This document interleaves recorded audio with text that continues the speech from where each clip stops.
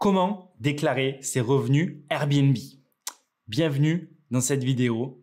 Vous intéressez aux investissements immobiliers, à la location courte durée, ça tombe bien, c'est exactement ce dont on va parler sur cette chaîne YouTube. Avant de rentrer dans les détails sur les déclarations des recettes pour les impôts des locations courte durée, je vais me présenter. Je m'appelle Julien Maningo, je suis le fondateur de l'école des Investpreneurs et au quotidien, on accompagne des personnes à investir dans l'immobilier à haute rentabilité en divisant des maisons, en achetant des immeubles et en les exploitant en location courte durée type Airbnb. Chacun de ces investissements va générer 1 000 € de bénéfices nets par mois dès le premier jour de location. Si vous voulez en savoir plus, regardez en description de la vidéo, vous aurez tous les détails sur notre stratégie. Alors, si vous êtes propriétaire d'un bien exploité en location courte durée, que ce soit de manière ponctuelle dans votre résidence principale ou au travers d'un investissement locatif, sachez que vous êtes assujetti à des déclarations fiscales obligatoires. Alors, voici les étapes que vous allez devoir respecter pour faire ces déclarations au bon moment et de la bonne manière.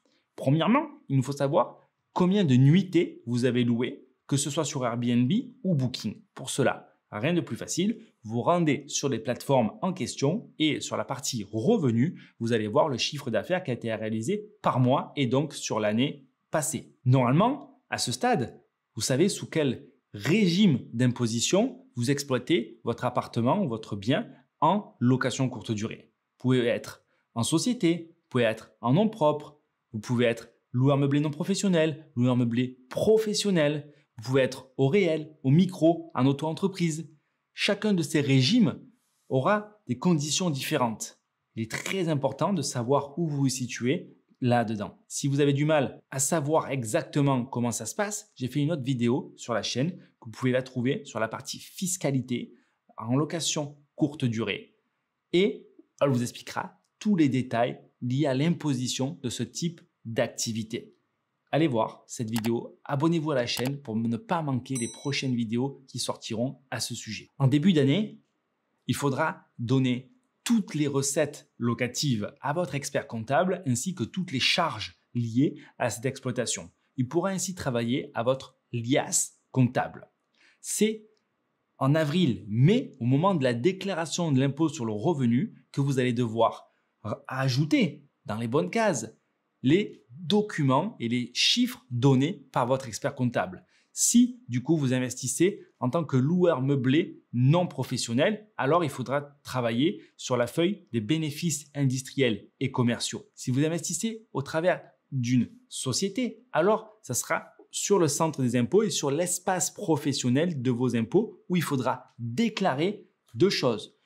Le chiffre d'affaires réalisé en total pour ces locations courte durée et du coup, les profits, une fois que du coup, vous avez déduit toutes les charges de cette activité-là. Et pour rappel, la liste des charges, elle est assez longue puisque vous pouvez prendre les frais de gestion, les frais de ménage, les frais des logiciels que vous utilisez, les frais des produits d'entretien, les petits travaux.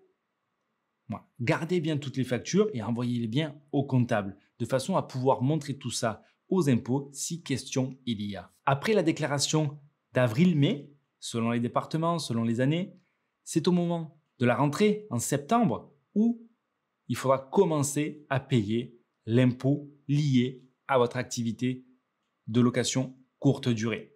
Normalement, les déclarations faites dans les espaces professionnels ou particuliers vont prélever automatiquement sur votre compte déclaré les montants dus pour l'impôt. Si vous avez investi correctement, les premières années, vous ne devez pas être assujetti à de l'impôt parce qu'on va utiliser l'amortissement, on va utiliser le déficit, on va utiliser les travaux pour ramener le résultat comptable de votre activité en négatif. De cette manière, vous encaissez 1 000, 2 000, 3 000 € de bénéfices nets par mois grâce à vos locations courte durée. Si vous ne savez pas comment appliquer ce genre de procédé, vous pouvez regarder en description de cette vidéo, il y a un lien pour aller sur une page où vous verrez des exemples de projets de personnes qui ont appliqué cette méthode. Vous pourrez aussi prendre un rendez-vous en visio avec des conseillers de mon équipe qui se feront un véritable plaisir que de définir votre stratégie d'investissement par rapport à votre capacité de financement et à votre situation actuelle, votre localisation, pour vous permettre d'aller chercher au minimum 1 000 € de bénéfices nets par mois avec une seule acquisition. Si vous avez des questions par rapport à tout ça, vous pouvez les poser en commentaire. Je vous réponds avec grand plaisir. Je vous retrouve pour une prochaine vidéo très vite. Ciao, ciao!